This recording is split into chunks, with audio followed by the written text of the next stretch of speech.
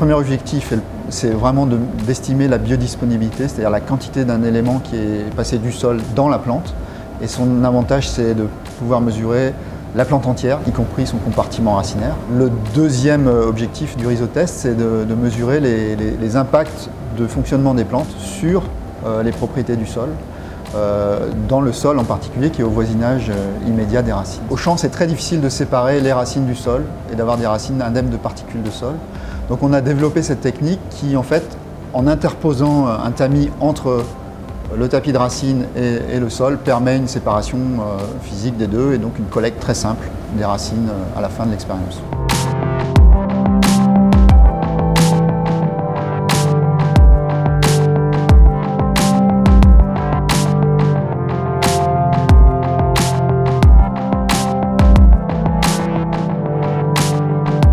La première chose, c'est la miniaturisation qui permet de multiplier sur des petites surfaces de chambres de culture les tests. On peut, à l'heure actuelle, avoir entre 100 et 150 dispositifs par mètre carré. Ça permet, sur un petit espace, de tester un grand nombre de situations, des plantes différentes, des sols différents, des sols de toute la planète, par exemple, dans un même test, de comparer des sols contaminés par le nickel à activité minière en Nouvelle-Calédonie et des sols de France, des sols agricoles contaminés par l'apport de cuivre sous forme de bouillie bordelaise ou de boue de station d'épuration. Il y a une durée de culture qui est relativement courte, de l'ordre de 3 semaines, ce qui reste assez court pour des cultures de plantes. Et ensuite, le test est assez adaptable, à la fois en termes d'espèces végétales.